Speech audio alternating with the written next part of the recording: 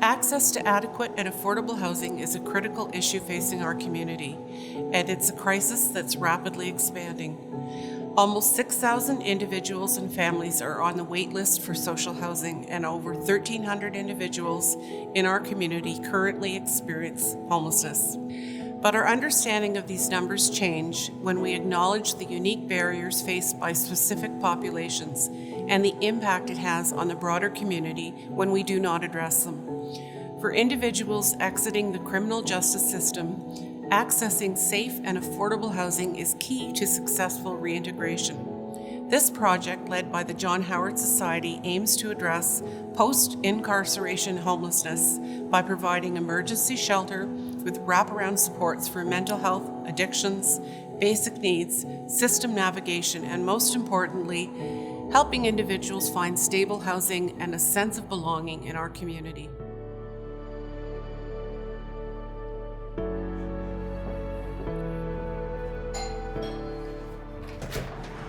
Hi. How are you? Doing well. How are you? I'm great, thank you. Good. I don't think I've ever been here. Welcome. So can you tell me, what does the John Howard Society do? Yes. So the John Howard Society is a nonprofit organization, and we assist individuals who are involved with the criminal justice system.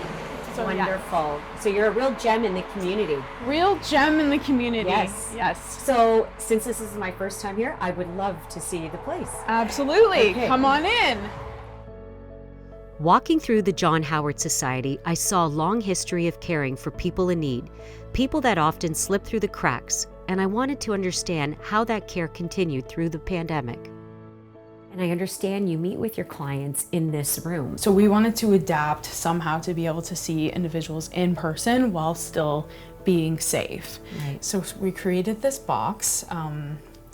A lot of staff didn't use the box very often because this mimics what a jail cell would look like, and that's very triggering for our clients. Yes. And we didn't want them to feel locked in, so what we would often do is meet them outside. Right. Or we also have sliding glass walls that go in our offices, but it felt a little bit more humane.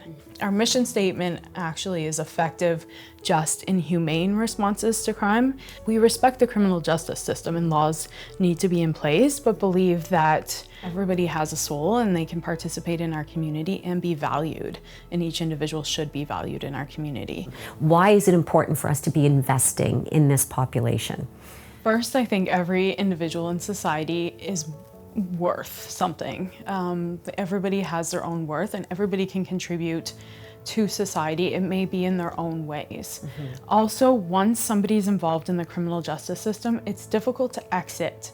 They're stigmatized, they're placed on conditions. Mm-hmm. There's just barrier after barrier of the things that they have to accomplish in order to exit that revolving door. But just in total, they're part of our community. That's right. Right? John Howard's Housing First program is addressing a critical gap in our community, but it's such an innovative program, I wondered how the novel approach began.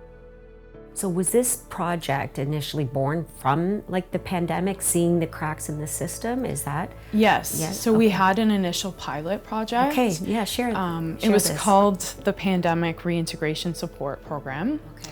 So it went for 10 months and we had 27 individuals, and it was the same premise as this program will be. So these individuals left the justice system. We had supports in place prior to them being released. So we'd spoken to them while they were in custody, started developing plans. So they came out, they had a wraparound support system in place.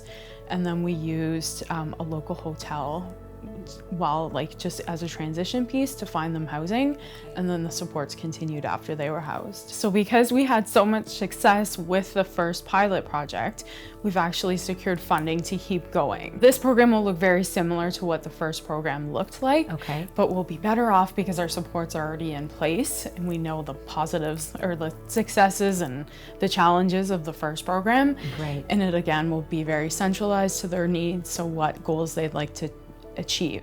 And so I would assume you can't go at this alone. So who are the partners involved in this project? We had so many partners. Okay. It was a wraparound community response. Beautiful. And our clients definitely felt that. Very nice. So what's the long-term hope or vision for this project? Our long-term hope is that the community will see that with supports in place, people will be able to be more successful in the community. Each individual can feel their worth in society if they have the right support and they can contribute. So overall, our society will be a better place if the right supports are in place. Good for you. Congratulations on taking this bold step and applying that compassionate lens to this project. Thank you. Thank you.